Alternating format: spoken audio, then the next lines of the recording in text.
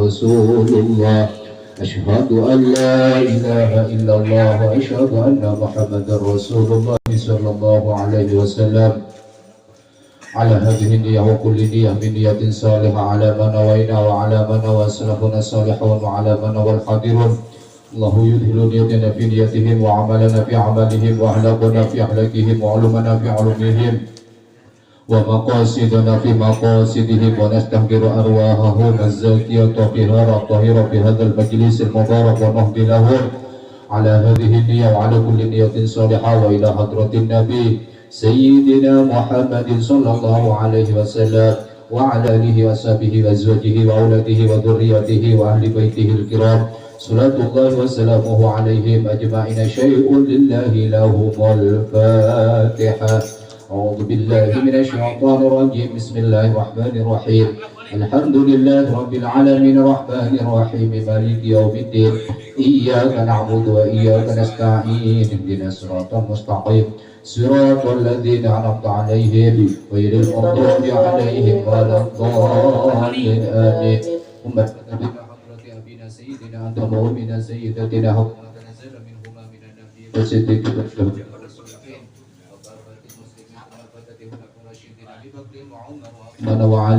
وعلى بقية الصحابة رسول الله صلى الله عليه وسلم ثم إلى آبائه وإخوانه من الأنبياء والمرسلين والملائكة المقربين والكروبين والروحانيين ثم إلى روح الأولياء والعلماء والشهداء والصالحين والمصنفين ثم إلى جميع أئمة الفقهاء المفسرين المحدثين والقراء المهندسين ثم إلى روح سيدنا المهاجرين اللهم بنساء وسيدنا وبيدنا الأحمد سيدنا الفقيه مقدم محمد بن علي البعنوي ثم إلى روح سيدتنا خديجة الكبرى وسيدنا علي المرتضى وسيدتنا فاطمة الزهراء وسيدنا الحسن والحسين ثم إلى جميع مشايخ الدروب خصوصا إلى روح قبل العلوم حميد محمد الغزالي ثم إلى قبل أحوال الإمام يزيد البستامي ثم إلى قبل المقام سيدنا الشيخ القادر الجيلاني ثم إلى الشيخ أحمد الرفاعي ثم إلى الشيخ إبراهيم الدسوقي ثم إلى الشيخ أحمد البدوي قدس الله سرهم ونفعنا بهم وببركاتهم وبعلومهم وكرامتهم في الدين والدنيا والآخرة. شيء لله لهم الفاتحة. أعوذ بالله من الشيطان الرجيم. بسم الله الرحمن الرحيم.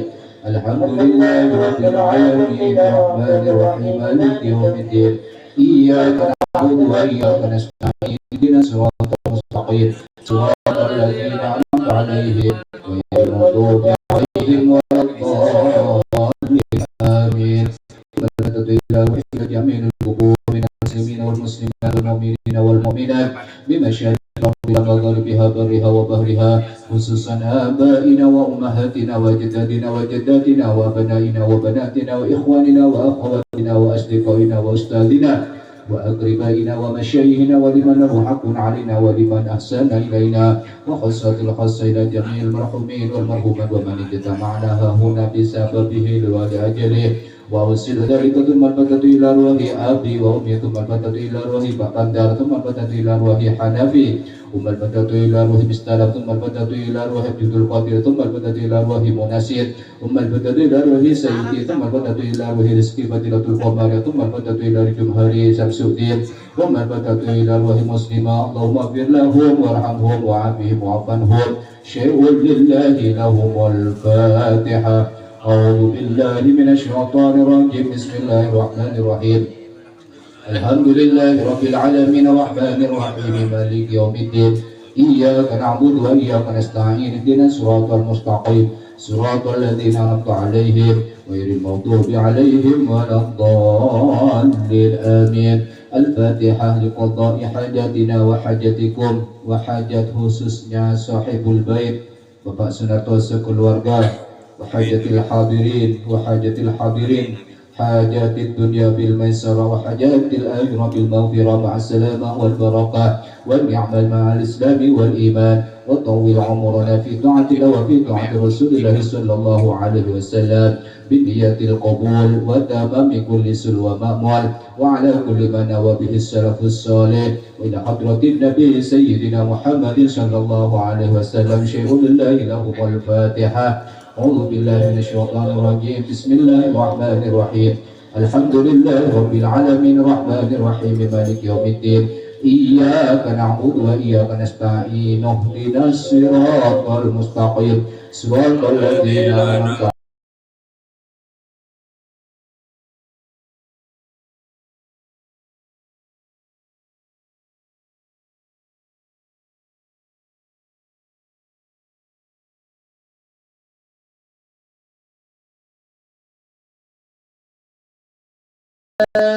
ملائكته يصلون على النبي يا أيها الذين آمنوا صلوا عليه وسلموا تسليما اللهم صل وسلم وبارك عليه مولاي صل وسلم دائما أبدا على حبيبك خير الخلق كلهم من تذكر جيران بذي سلام مزجت دمعا جرى من مقلة المحبة الريح من تلقاء كلمة وأمض البرق في الظلماء من عظام فمدعا إليك إن كنت فامت وملك قلبك إن كنت استفيد لا يحسب الصف أن الحب منقدم ما بين منسجم منه ومضطرب لولا الهوى لم ترك دمعا على ضلال ولا آلكة لذكر البني والعالم فكيف تنكر حبا بعدما شهدت به عليك عقول الذم والسقم وأثبت الوجد خطي عبرة وضانا مثل البار على خطيك والعلم نعم سرى ضيف من وفاقني والحب يعترض اللذات بالعالم يا لائمي في الهوى العذر معذرة مني إليك ولو حسبت لم تلومي عندك عالي الذي بمزدد عن الوشاد ولدائب والحاسم حتى للنزع لكن لست أسمعه إن المحب عن العذل بالصمم إن اتهمت نصيح الشيب في عذابي والشيب أبعد بنزع عن التهم لولا يصلي وسلم دائما أبدا على حبيبك غير الخلق كلهم صل وسلم وبارك عليه وعلى آله صلي عليه مولاي صل وسلم دائما أبدا على حبيبك خير الخلق كلهم فإن مراتب السوء ما تعبت من جارها في نذير الشيب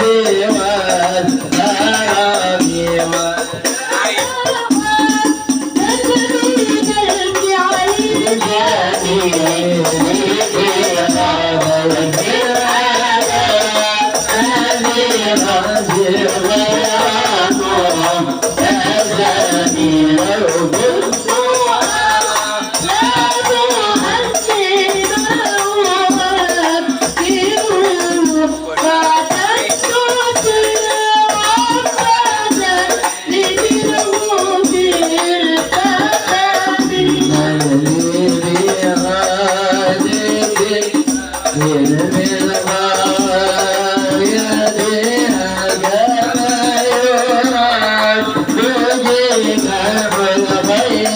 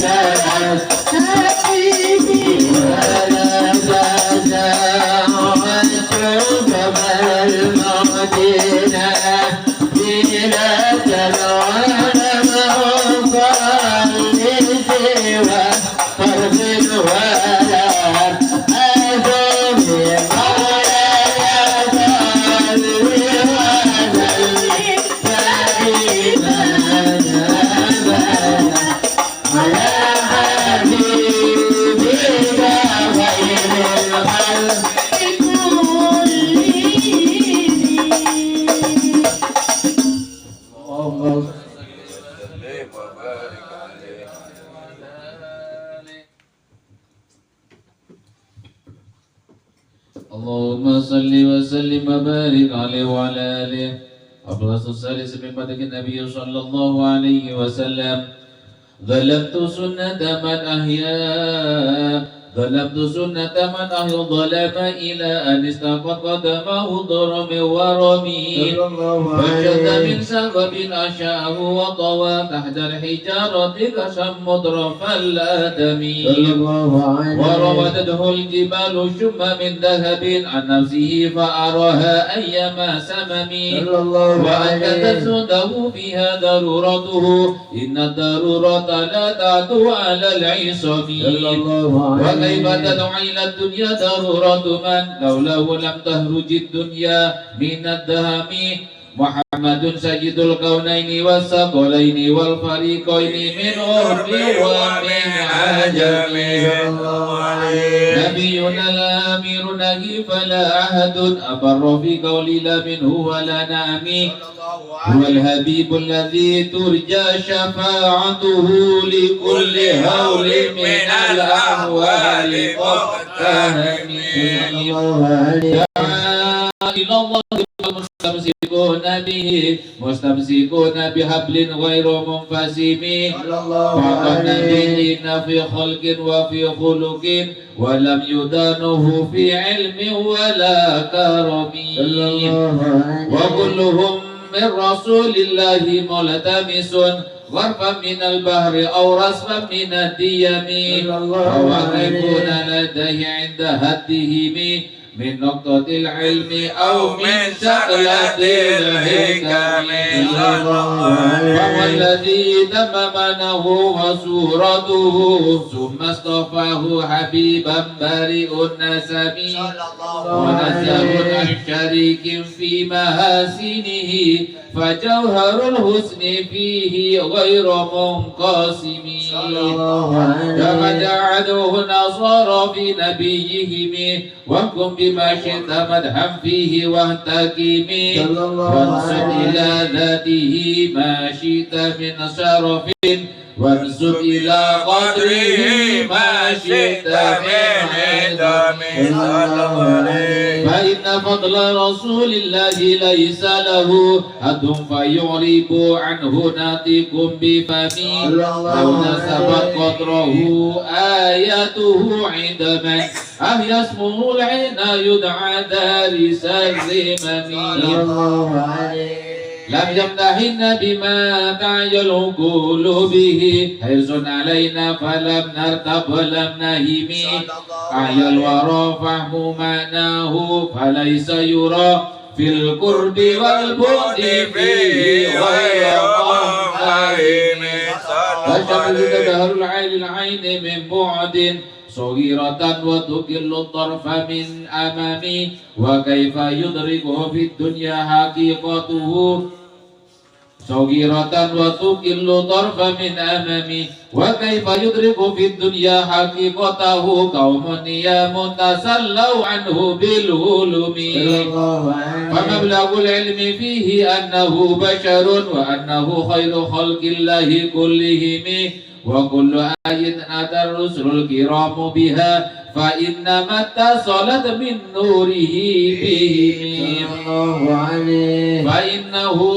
شمس فضل هم كواكبها يدهين أنوارها للناس في الظلم أقرب خلق نبي زانه خلق بالحسن مستمل بالشر متسم أنزل في طرف والبدر في شرف والبهر في كرم والدهر في همم كأنه وهو فرد من جلالته في عسكر حين تلقاه وفي حسم كأنما اللؤلؤ المكنون في صدف من بعد نيمانتك منه ومبتسم لا تيب يعدل دربا ضم عندمه طوبى لمنتسك منه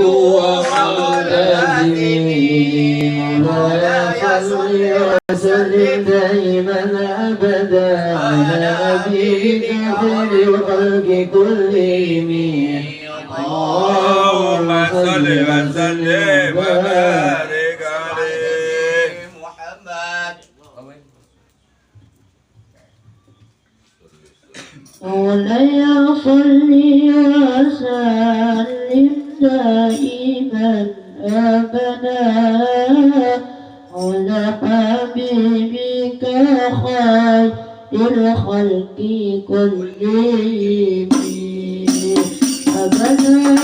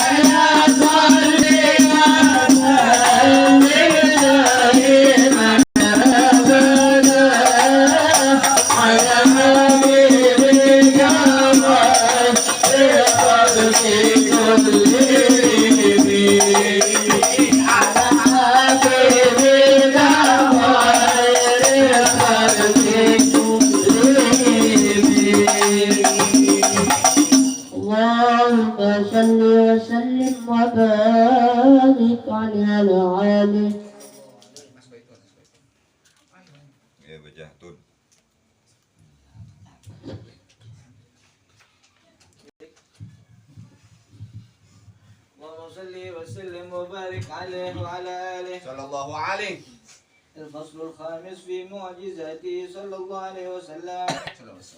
جاءت لدعوته الأشجار ساجدة تمشي إليه على سار بلا قدم كأنما سطرت سطرا لما كتبت فروعها من بدء الخط باللبم مثل الغمامة أن سار سائرة تقيه هر يصل للحجير حميم أقسمت بالقمر المنشك إن له من قلبه نسبة مبرورة القسم وما حوى الغار من خير ومن كرم وكل طرف من الكفار عنه عميم فالصدق في الغار والصديق لم يرما وهم يقولون ما في الغار من هارم ظنوا الحمام وظنوا العنكبوت على خير البرية لم تنسج ولم تحمي وقاية الله أغنت عن مضاعفة من الدروع وعن عال من الأطم ما سامني الدار ضيما واستجرت به إلا ونلت جوارا منه لم يضمي ولا التمست غنى الدارين من يده إلا استلمت الندى من خير مستلم لا تنكر الوحي من رؤياه إن له قلبا إذا نمت العينان لم ينم صلى الله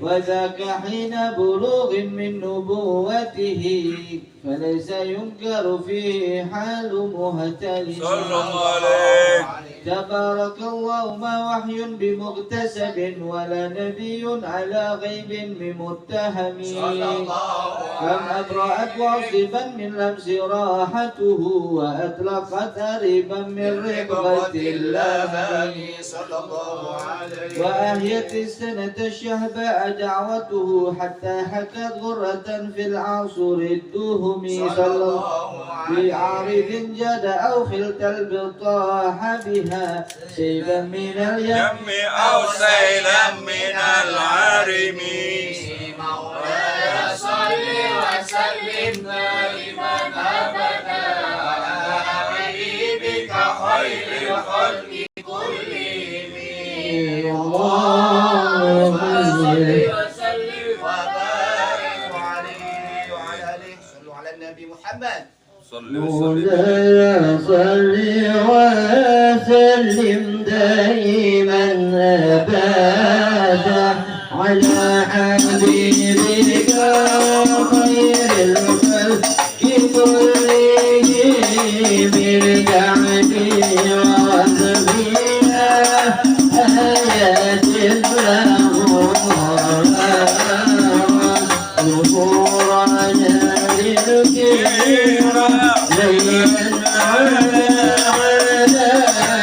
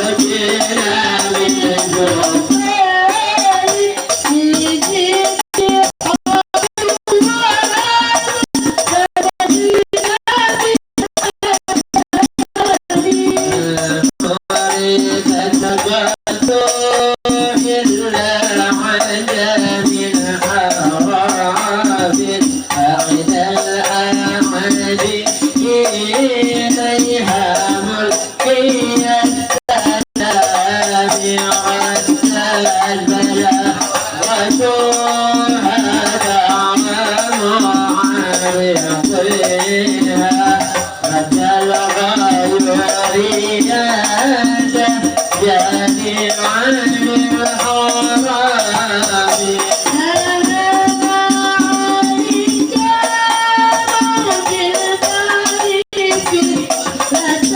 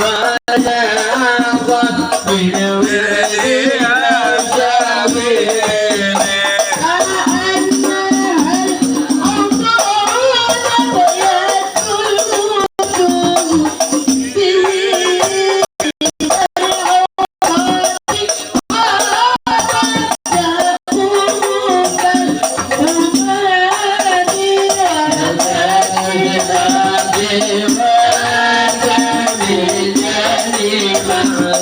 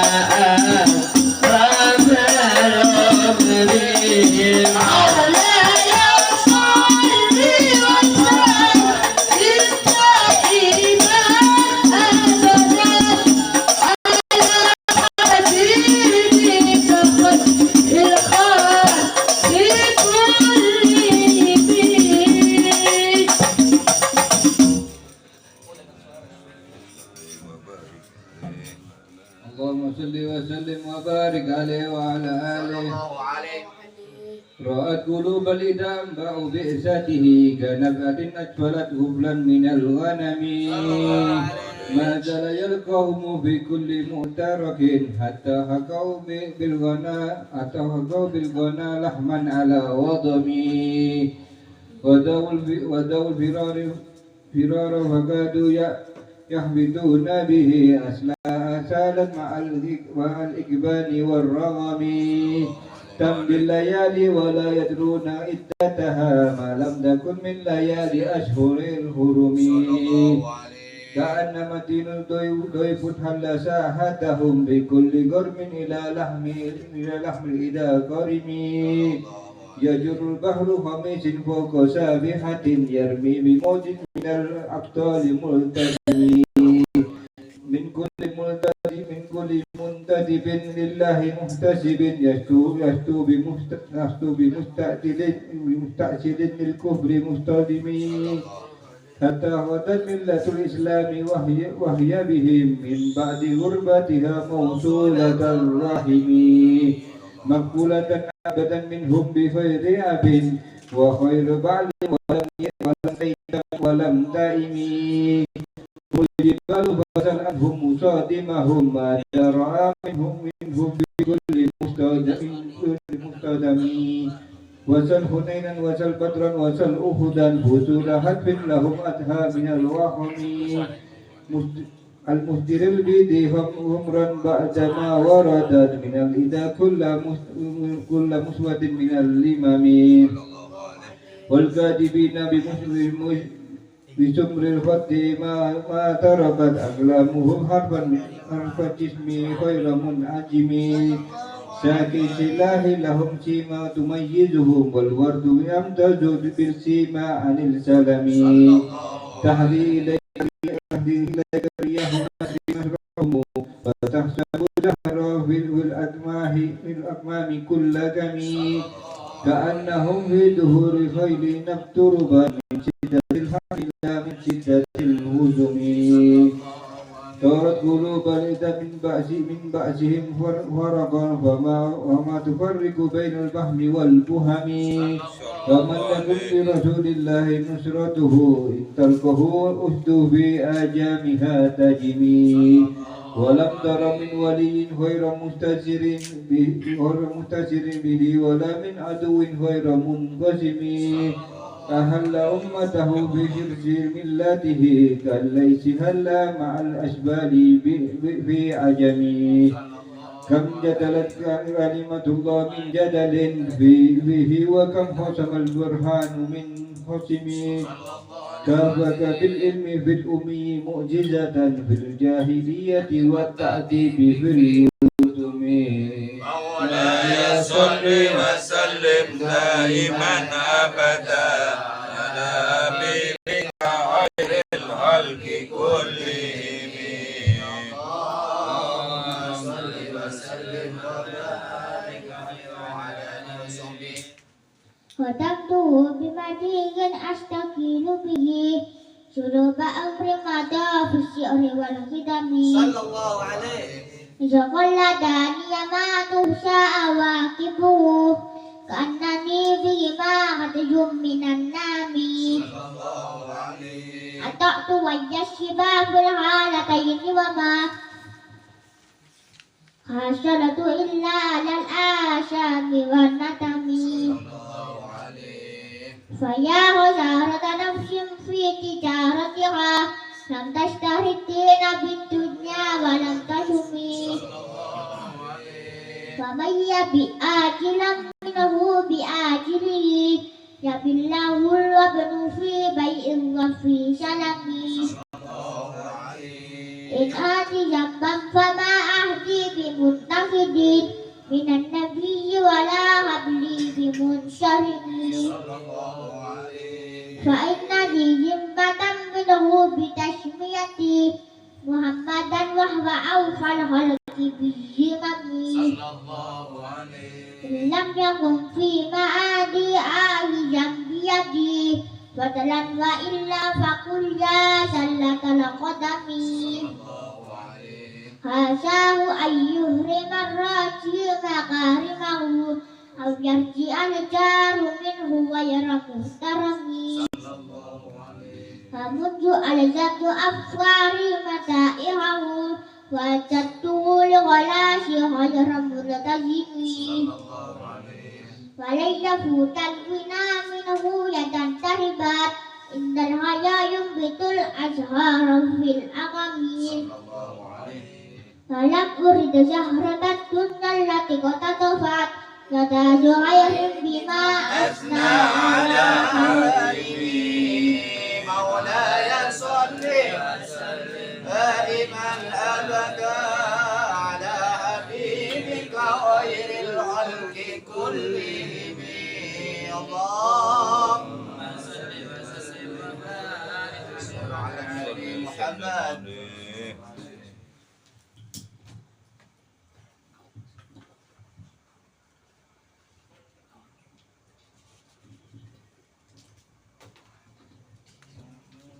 مولاي صل وسلم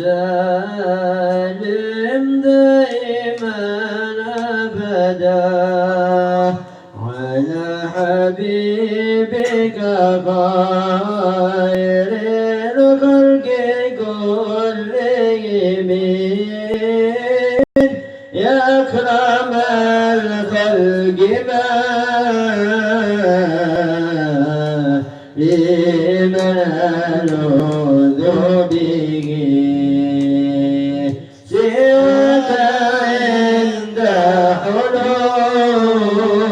حلول للحديث الحميم ولن يبيك رسول الله ينهضك به إلى الكريم تجاه لا مثل منتكب فإن من جودك الدنيا وضرتها ومن علومك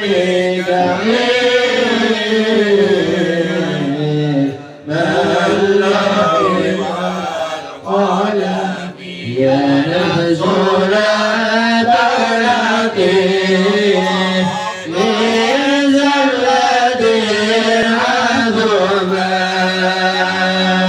إن الكبائر في غفرانك الأمام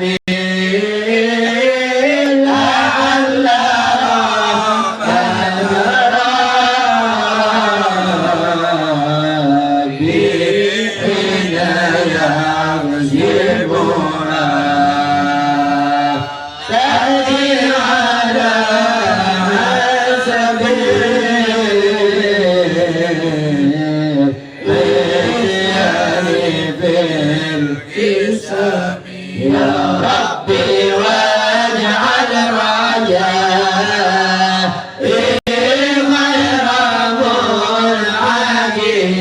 منعكسين لديك واجعل رزاق غير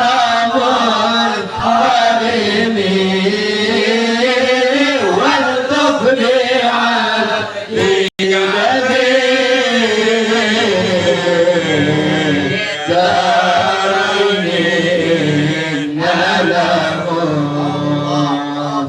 صبرا متى تدعوه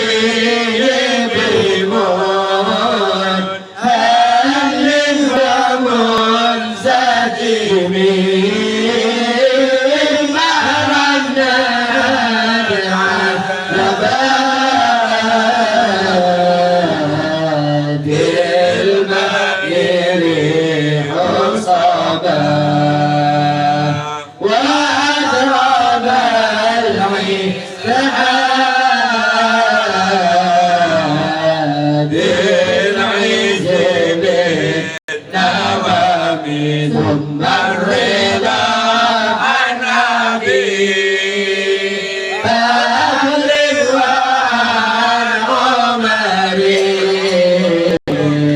وعن علي عثمان ذي الكرم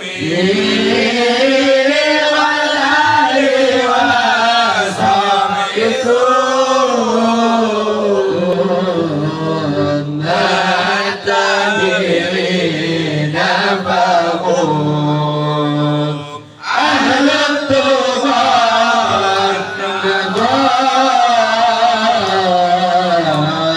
والعلم والكرم يا ربي بالمصطفى بلغ مقاصدنا واغفر لنا يا واسع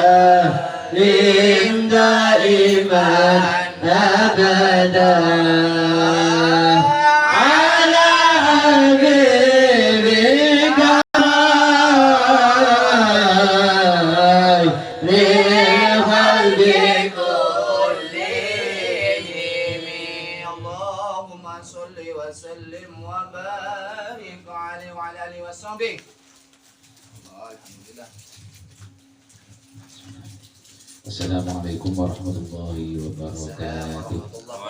Bismillahirrahmanirrahim. Alhamdulillahirabbil alamin. Alhamdulillahilladzi hadana li hada wa ma kunna linahtadi laula an hadana Allah. Asyhadu an la ilaha illallah wahdahu la syarika lahu wa asyhadu anna Muhammadan abduhu wa rasuluhu la nabiyya ba'dah. Allahumma shalli wa sallim wa barik ala sayyidina Muhammad wa ala ali sayyidina Muhammad amma ba'du. Para alim, para ulama, para asatidz, para sebudina sekol yang hadir di tempat. Wabil khusus yang kami hormati dan yang selalu kami muliakan guru kami panjenenganipun Al Habib Bakir bin Umar bin Muhsin Al-Atos, juga yang kami hormati ketua dari jamaah Sholawat Burda ini An-Najah Bapak Ustaz Ahmad Latif, dan juga yang sepuh-sepuh yang lainnya yang tak mungkin kami sebutkan satu persatu, cuma tidak merongi rasa takdim kepada antum semuanya. Juga yang kami hormati teman-teman kami dari jamaah Majelis Sholawat Burda An-Najah. Tak lupa juga yang kami hormati Sohibul Bait, keluarga besar dari Bapak Sunarto sekeluarga. Di malam yang penuh berkah ini tiada untayan sebaik-baiknya untayan dan ucapan selain untayan kata, yaitu ucapan Alhamdulillahirabbil alamin, bersyukur atas segala apa-apa kenikmatan yang telah Allah berikan pada kita, wabil khususnya nikmat iman dan nikmat Islam, sehingganya kita bisa hadir, bisa berkumpul di tempat yang penuh barokah ini. Alhamdulillah juga daripada nikmat sehat wa afiat. Kedua kalinya sholawatuhu wassalamuhu tetap tercurah limpahkan kepada junjungan Nabi kita, yaitu Nabi Muhammad sallallahu alaihi wasallam. Hadirin yang dirahmati oleh Allah Subhanahu wa taala, seperti kita ketahui, kita hadir berkumpul tempat yang penuh barokah ini, yaitu menghadiri suatu majelis yang bernama Majelis Sholawat Burda An-Najah. Mudah-mudahan dengan adanya majelis ini, mudah-mudahan akan membawa keberkahan bagi kita semuanya. Akan mudah-mudahan apa-apa yang dihadirkan kita oleh Allah dikabulkan oleh Allah, hadir di dunia bil masyar wa hadir bil akhirah bil maghfirah. Amin Allahumma amin. Kami ditunjuk untuk memandu acara kelancaran ini, yaitu yang pertama diawali dengan tadi pembacaan tawasul, yang kedua pembacaan sholawat burda, yang ketiga insya Allah sebentar lagi akan taklim muta'alim, yang mana hal ini akan disampaikan oleh beliau guru kami Ahinal Kiram panjenenganipun Habib Bakir, dan nanti ditutup dengan doa. Itulah rangkaian acara untuk di malam ini. Sebelum kami tutup, ini kebetulan ada dari anggota orang tuanya meninggal kemarin, Bapak Anusi di Madura. Nanti sebelum doa kami mohon barokah, mohon barokah Fatihah mau. Fatihah insyaallah kabul.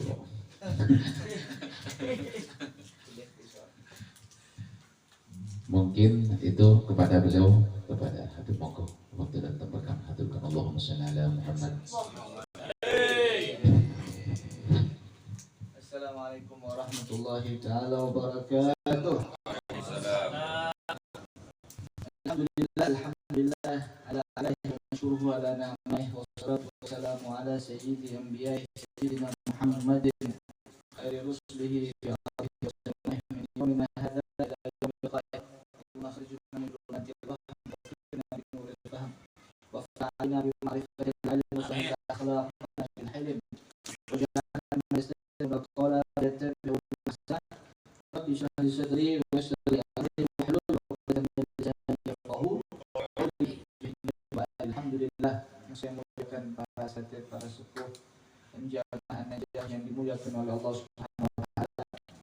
Semoga amal kita semua ini kepada Allah menjadi amal kita, diberkahi kita besok di akhirat nanti.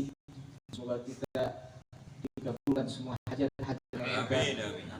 Hajat dunia bil maisarah wa hajatil akhirah bil maghfirah. Dan juga kita dari salah satu dari orang tuanya dari Bapak dari An-Najah, Pak Sanusi. Semoga Allah mengampuni dosa-dosa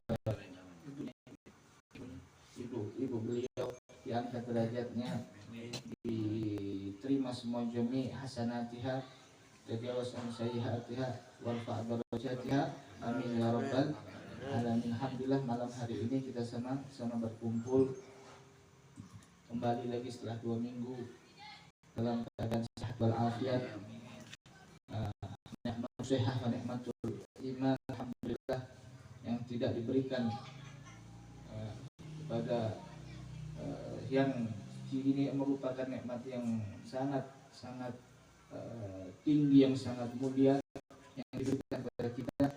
Semoga Allah yudhim hadhihi ni'mah, Allah melanggengkan nikmat ini sampai akhir melanjutkan kajian kita. Kita Risalatul Jami'ah yang berkaitan tentang maksiatul lisan, maksiat mulut. Kemarin sudah berkaitan tentang maksiatul jawarih. Sekarang kita masuk kepada maksiatul lisan. Ya, lisan ini mulut, ya, lidah. Yang dikatakan para ulama jirmuha shaghir wa jurmuha kabir. Lisan ini bentuknya kecil, tapi jurmuha, kejahatannya sangat besar sekali. Sampai pernah Imam Syafi'i dalam diwannya, dalam bait syairnya, beliau mengatakan, ihfaz lisanaka ayyuhal insan la yaldagannaka innahu ta'udan. Wahai orang manusia, maka jagalah mulut kamu, jaga lidah kamu. La yaldagannaka innahu ta'udan. Jangan sampai mulut ini atau yang dikatakan seperti kayak ular sampai menyengat kamu. Karena lisan ini ibarat seperti kayak ta'udan, seperti kayak ular, mengerikan sekali. Kemudian Imam Syafi'i melanjutkan, kam fil maqabiri min qatili lisani. Berapa banyak orang yang di kuburan sekarang sudah dikuburkan itu sebab karena kejahatan dari lisannya. Yang dulu orang-orang tersebut ditakuti sama orang-orang pemberani, tapi bisa mati, bisa sudah dikuburkan, nggak ada nyawa cuma karena sebab apa? Mulut. Ada mulut ini sebenarnya kecil, ya. Tapi kalau sampai kita orang nggak bisa jaga lisan ini, kita nggak memikirkan apa yang akan terjadi kalau sampai kita ucapkan seperti ini. Aduh, ya, kejahatannya sangat besar sekali. Makanya katanya para ulama, al-kalimah idza lam takhruj malaktaha. Kalimat itu kalau belum kalian keluarkan, belum sempat terucap, kau yang nyetir. Tapi kalau semua kalimat ini sudah terucap, sudah keluar dari lisan kita yang disetir sama kalimat tersebut, tidak bisa dikembalikan lagi. Makanya dijaga. Nah, ini kita harus tahu apa maksiat-maksiat lisan yang harus kita jaga. Yang dikatakan oleh Sahibul Kitab, Sahib al-Mu'allif, pengarang dari kitab ini, dia mengatakan ma'asil lisan kathiratun. Maksiat lisannya sangat banyak sekali. Mithlul ghibah, seperti ghibah. Ghibah. Apa itu ghibah? Wahya dzikruka akhaka bima yakrah, yang sering sekali orang-orang lakukan. Apa itu ghibah? Kau menyebutkan saudara kamu bima yakrah, dengan sesuatu yang dia tidak suka. Nah, ini sering ini. Apalagi majalisun nisa, kumpulannya orang perempuan. Masya Allah, hadir maulid, alhamdulillah, maringun ngerumpi, nyeritakan fulan, nyeritakan dunianya fulan. Orang ini syuf iki wongi elek teman. Kita nyebutkan sesuatu yang dia benci, itu ghibah. Walaupun itu benar, wa in kunta haqqan, sekalipun itu adalah sesuatu yang benar. Ya. Ngomong, sebutkan nama ngomong ke, buyirnya nama dia. Ya, ada ghibah. Cilik umi, cilik nomor kuntet, ghibah. Seumpamanya kalau omongan ini disebutkan di hadapan dia, marah pada? Marah, itu ghibah. Bahkan kata para ulama, dosanya ghibah itu ya adalah seperti orang menzina ibunya. Ya apa? Zina sama ibunya, baik. Tapi maksiat ini seperti kayak kita orang sudah kayak apa? Sudah kayak seperti gak menganggap itu maksiat. Ngomong seenaknya mulut kita orang itu. Enak aja ngomong. Itu fulan, itu gini-gini. Nah, jangan sampai hati kita terkotori cuma karena omongan orang. Ya, ghibah nggak penting. Ghibah ada. Nah, dzikruka akhaka bima yakrah. Wa in kunta shadiqan. Sekalipun kamu itu adalah benar. Kata Allah Subhanahu wa taala, wala yaghtab ba'dukum ba'dha ayuhibbu ahadukum an yakula lahma akhihi maita. Kalau itu ibarat seperti kata Allah Subhanahu wa taala, orang jangan sebagian dengan jangan saling menghibah satu sama lain, jangan sampai ghibah. Apakah kamu ingin satu sama kalian itu makan seperti makan dari saudaranya daging yang mati? mayit. Jadi seakan-akan kita orang kalau ghibah seorang seperti kita makan dagingnya dia. Yang bangkai tadi itu. Bahkan maksiat yang kita lakukan dari ghibah itu mempunyai asar, mempunyai pengaruh. Yang kita takutkan pengaruh dalam ibadah kita. Itu pengaruh. Maksiat apapun yang kita lakukan mesti ada pengaruh pada diri kita. Dalam ibadah kita nggak khusyuk. Ya. Dalam ibadah kita sholat nggak khusyuk sih. Kadang kita ada maksiat yang kita lakukan kita nggak sadar. Ini kadang ghibah ini kita nggak merasa itu maksiat. Makanya sholatnya nggak khusyuk. Oh kalau ketenangan dalam hadir majelis itu sebenarnya maksiat. Pernah Imam Junaid, Al-Imam Junaid pernah kedatangan ke rumahnya. Ada seorang sa'il itu yang meminta-minta. Imam Junaid datang kepada beliau minta uang. Kemudian Al-Imam Junaid kayak khatara bi balihi, terlintas di hatinya. Ngomong seperti ini kalau orang ini kerja ya lebih bagus sebenarnya. Gak usah minta-minta begini. Cuma lintasan hati aja ngomong begitu. Kalau semua orang ini kerja itu lebih bagus daripada minta-minta seperti itu. Subhanallah, ya. Kemudian dia malamnya sholat ibadah seorang orang sufi Imam Junaid sholat tapi dia mendapatkan tidak ada nikmat dalam sholat. Kenapa sholatnya kok saya nggak mendapatkan apa nikmat? Sampai dia tertidur kemudian dia di dalam tidurnya bermimpi dia berada di suatu tempat meja makan. Kemudian yang di dalam meja makan itu yang disediakan tuh orang yang tadi yang dia omongkan tadi itu. Pengemis tadi itu yang ngomong tadi itu. Dalam keadaan seperti kayak makanan. Kemudian ada orang bertanya, "Makan itu. Wahai imam, makan itu." Dagingnya dia yang bangkai tadi itu. "Makan kamu." "Masa aku makan seperti ini?" "Loh, tadi kamu pagi ada lintasan hati kau yang enggak bagus." Sebenarnya kalau lintasan hati itu enggak apa? Enggak termasuk ghibah. Tapi lintasan hati sebenarnya enggak termasuk ghibah. Tapi seperti kamu, orang yang soleh, itu enggak pantas punya lintasan hati seperti itu. Makanya di situ kau tidak ada khusyuk dalam sholat. Kau tidak akan mendapatkan nikmat dalam ibadah kamu. Apalagi sampai diomongkan. Itu enggak mendapatkan laddah. Tidak akan mendapatkan laddah dalam apa? Ibadah Allah. Makanya kita orang ini ya harus introspeksi diri lah. Introspeksi diri, kenapa kok kita orang kok sholat yang ini? Kok gak ada perubahan? Kok gak nikmat sholatnya? Nah mungkin karena maksiat yang kita lakukan. Itu ghibah takutnya seperti itu. Nah, bahkan orang kalau ketika menggibah seseorang itu kita yang diribai ya, itu sebenarnya belum mendapatkan kebaikan karena digibahin sama orang. Ya, diribahin sama orang itu sebenarnya nggak usah marah sebenarnya harusnya bagi orang yang digibahin. Itu tadi omongan bagi orang yang menggibah. Tapi yang digibahin, kalau kalian digibahin, nggak usah marah. Karena hakikatnya orang yang menggibahin kita itu mengirimkan pahala kebaikan kepada kita orang. Mengirimkan kebaikan. Bahkan diceritakan bahwa ada orang, ya, itu nanti ada riwayat dari Abu Umamah. Ada seorang hamba, dia itu diberikan nanti di yaumul qiyamah kitab.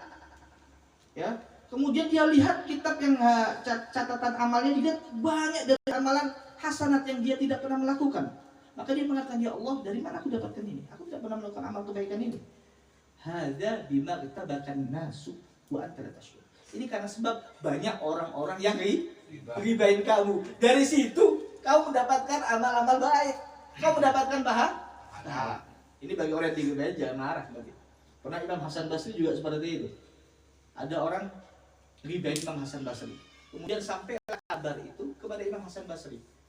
Ya, bahwasanya fulan bin fulan dia menghibain kamu wahai imam. Oh, menghibain saya? Alhamdulillah. Kemudian dia masuk ke dalam rumahnya, ada roti. Ya. Roti, dia bawa roti, pergi ke rumahnya fulan bin fulan. Dibawakan roti tadi kepada Imam Hasan, kepada orang yang hibain gitu. Ditok-tok rumahnya, "Assalamualaikum. Ini ada kiriman dari saya buat kamu." "Apa? Ini sebuah roti, sepotong roti." "Dari apa ini?" katanya. "Kenapa aku mendapatkan khobar sampai kepadaku bahwasanya kau itu telah memberikan aku amal-amal baik, memberikan aku pahala. maka aku membalas hal ini ya dengan aku memberikan kamu roti. Hasanat apa? Ya karena dia ribahin. Nah, gitu. Makanya nah itu bagi orang yang ribah ya. Yang diribahin ya kita nggak usah marah. Hakikatnya dia mengirimkan kebaikan sama kita. Bahkan kata para ulama begini, kalau seumpamanya kita mau ribah ya, ribah lebih baik kita ribahin orang tua kita. Kenapa? Karena kalau kita yang lebih berhak untuk mendapatkan kebaikan dari kita siapa? Orang tua kita. Kalau mau ribahin, asal ribahin orang tua. Tiba kita ngibain orang lain, kita kasih hasanat. Biasa kita ngibain orang tua kita dapat mengirimkan pahala, mengirimkan kebaikan untuk orang tua kita. Kalau seumpamanya riba itu boleh, ngapain kita mau riba untuk orang lain? Seperti itu. Ada ya, ada riba. Kemudian setelah itu beliau mengatakan namimah. Apa namimah? Adu domba. Nah ini kan, adu domba itu termasuk maksiat tulisan. Kata para ulama, man namma lak namma alaik. Apa itu? Siapa orang yang menyampaikan suatu menyampaikan adu domba tentang orang lain, menceritakan syuk, ya ada orang datang kepadamu menceritakan bahwa fulan ya telah diadu domba. Menceritakan kepada kamu. Nanti suatu saat orang ini akan menyampaikan adu domba tentang kamu. Bayangkan. Jangan kalau ada orang cerita sama jenengan tentang adu domba, jangan diterima.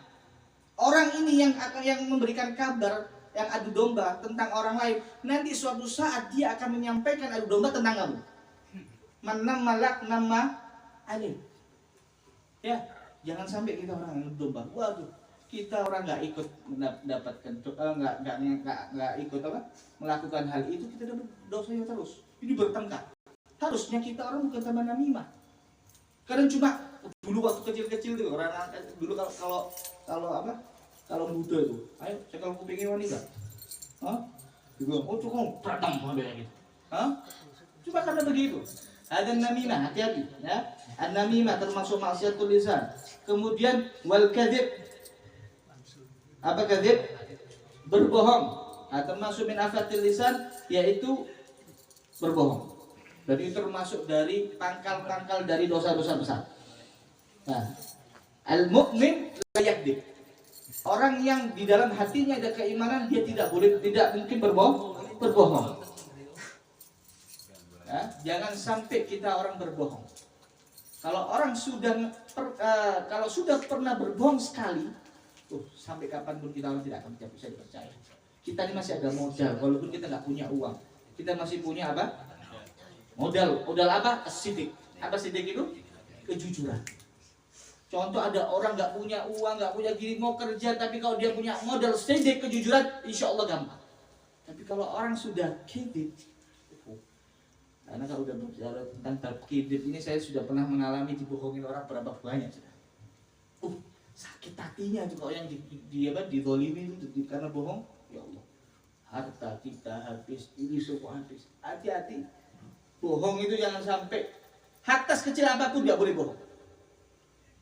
Nah, cuma ada beberapa hal yang boleh bohong, ya. Ada beberapa hal yang boleh bohong kita. Apa itu? Yaitu kalau seumpamanya kita bohong atas perempuan kita, atas istri kita. Sama istri boleh bohong. Seperti apa contohnya? Kalau seumpamanya sama istri ngomong, Masya Allah, jenengan ini wong paling ayu satu dunia. Hah? Wow. Itu kalau mau seperti itu. Kalau saya jujur sama jenengan, bohong apa enggak itu? Bohong kan? Jenengan paling cantik satu dunia. Bohong kan jelas. Tapi tidak apa. Tapi itu menyebabkan ulfah, menyebabkan mawaddah, bisa menjadi sebab cintanya, langgengnya, romantisnya suami istri. Tapi memang perempuan itu tahu loh. Kalau itu dibohongi itu tahu. Tapi senang, subhanallah perempuan itu begitu. Tahu kalau dibohongi. Kalian kalau punya istri kan senang dia bapak gitu, Masya Allah. Hah? Kamu di paling cantik. Masakanmu nomor 1. Gak ada yang masakan yang lebih enak daripada masakan. Kopimu, kopi paling enak di dunia. Gak ada. Terbang dia. Dia tahu kalau saya itu bohong. Tahu. Tapi sok ngumpul itu gitu kan. Aja gak apa-apa. Kemudian juga Ya, bohong karena apa? Islah, untuk mendamaikan orang yang sedang bertikai. Contoh kalau ada orang bertikai, jenengan sampai bohong. Loh, fulan itu sebenarnya sayang sama jenengan, sering cerita sama jenengan. Ya Allah itu baik. Yang satunya juga gitu. Jenengan tuh sering ceritakan kebaikan jenengan loh. Padahal nggak pernah cerita. Bohong ini. Tapi untuk mendamaikan tidak apa? Kemudian juga untuk peperangan. Boleh. Nah, kalau peperangan nggak bohong ya kalah, Pak. Nah, contoh siap perang jujur, ya. Orang cingitan deh ya ketemu deh, Pak. Dia kan cepat mati. Nah, makanya katanya al-harbu khida. Peperangan itu penuh dengan apa? Khida apa? Tipuan. Harus ada tipu muslihatnya. Semakin banyak tipuannya, semakin hebat itu cara apa? Cara berperangnya. Itu al-kidib. Ya. Kemudian termasuk min afatil lisan asyatam. Apa syatam? Mencela, wasab sama, mencela, menghina orang. Kata Nabi Muhammad SAW, sibabul muslim fusukun. Menyela, mencaci orang muslim itu menjadi orang itu fasik. Mencela saja menjadikan kita itu fasik. Kalau orang fasik, Pak, orang sudah dikatakan fasik tidak diterima kesaksiannya. Gak bisa jadi saksi nikah itu apa? Jadi saksi nikah gak bisa. Karena sebab mencela. Ada asyatam wasab. Nah, coba kita dijauhkan semuanya dari hal itu. Dijaga lisan kita. Kalau kata para ulama, kalau mau menjaga lisan kita ini salah satunya dengan apa? Biluzumis somti. Kita harus banyak diam. Tidak usah terlalu banyak ngomong. Man kathurul kalam kathura khata'uhu. Orang yang banyak ngomong ini banyak salahnya. Yang bisa menyelamatkan kita itu ya dengan dua cara. Tidak ngomong kecuali hajat atau darurat. Ngomong oleh masalah kerjaan kan nggak apa-apa kan, darurat kerjaan, hajat, ada hajat. Nah, kedua yang bisa menyelamatkan kita dengan banyak diam. Dulu Sayyidina Abu Bakar Siddiq itu sampai beliau bawa batu ditaruh di sininya, di mulutnya jadi. Jadi kalau nggak mau ngomong, kalau sudah mau ngomong baru dilepas. Nah, mau latihan sekarang gak nekar nggak apa-apa, Pak. Ya, latihan gak nekar baru jalan gini kan latihan nggak ngomong, latihan ngomong di hati-hati keperocotan mau kelak ya, ya, ketelan ya bahaya. Ya. Nah, itu yang bisa menyelamatkan kita. Semoga kita diselamatkan oleh Allah Subhanahu wa taala. Dijaga lisan kita dari maksiat pada Allah Subhanahu wa taala. Lisan kita menjadi lisan yang baik, lisan yang bersih, ya, tidak melakukan kemaksiatan. Bahkan katanya orang kalau lisannya itu baik, lisannya itu tohir, bersih, itu mandi, Pak. Mandi lisannya. Ya, bungakan orang itu bisa menjadikan sebab syifatnya sembuhnya. Makanya kalau orang-orang soleh, ya, kiai ustadz yang kencang, masya Allah, ya, yang biasa malamnya tuh zikir, tidak pernah riba mulutnya itu mandi, baca Fatihah dengan bahasa sholawat disebulkan iso sifat. Tapi, wong ngomongan reklam di mulutnya ini, waduh, rusuh, Pak. Ngomong, waduh, sama cemeng. Yo, kere omongannya.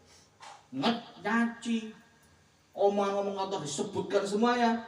Hatta yang 100 disebut bu, gak mandi. Hatta disebut sampai orang mandi. Hatta jenengan seumpamanya kan jenengan bukan orang alim, bukan apa, tapi lisannya dijaga. Iso mandi, Pak. Nggih. Makanya dibayarkan. Hadir seperti ini termasuk yang menjaga lisan kita daripada kita orang di rumah jagongan, kaprean atau ngomong-ngomong kumpul gak jelas. Ini sholawatan.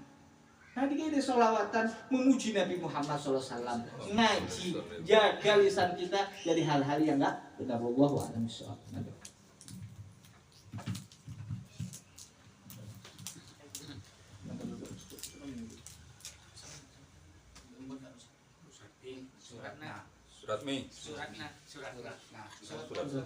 Suratna. Binti Badri. Baca apa? Fatihah sama sholawat 3 kali, Pak. Ya. Fatihah sama sholawat 3 kali.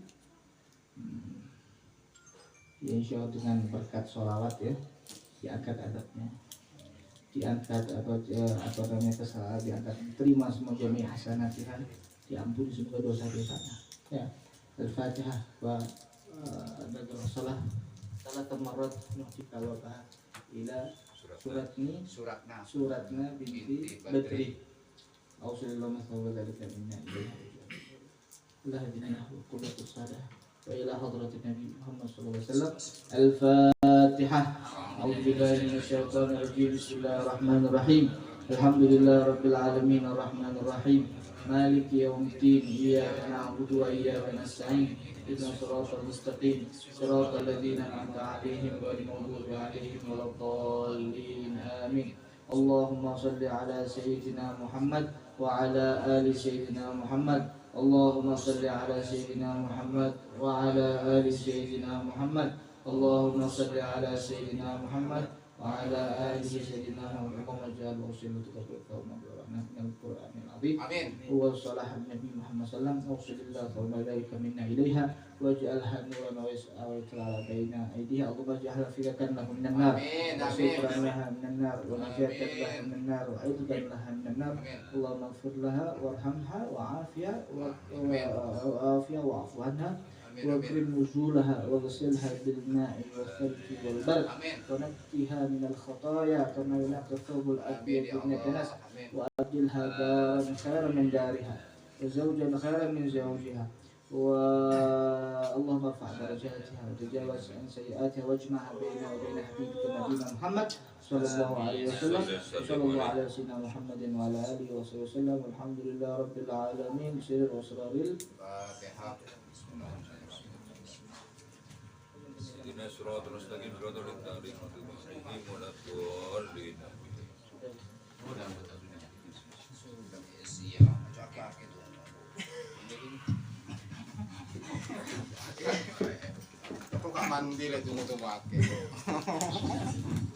Alhamdulillahirabbil alamin. Ya Allah, insyaallah tabarakallah. Mudah-mudahan apa yang disampaikan tadi oleh beliau kepada kita semuanya ahli bakir mudah-mudahan menjadi ilmu yang bermanfaat bagi kita semuanya. Alhamdulillahirabbil alamin. Ngeri kalau lihat tadi apa yang oleh beliau. Kami mewakili Sohibul Bait keluarga besar Bapak Sunarto mengucapkan banyak-banyak terima kasih atas kedatangannya dan juga kehiasannya. Dan apabila ada salah atau kurang berkenan dari tempat yang lainnya, Sohibul Bait memohon maaf yang tiada batas.